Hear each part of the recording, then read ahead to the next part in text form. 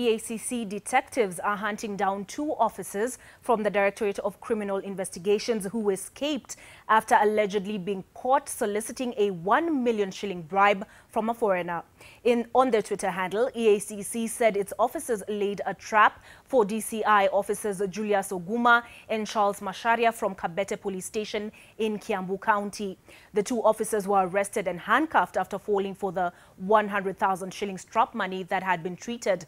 However, EACC claims that they were rescued by their colleagues who arrived on the scene and fired several rounds in the air to facilitate their rescue. The 2 are alleged to have demanded a 1 million shilling bribe from a foreigner.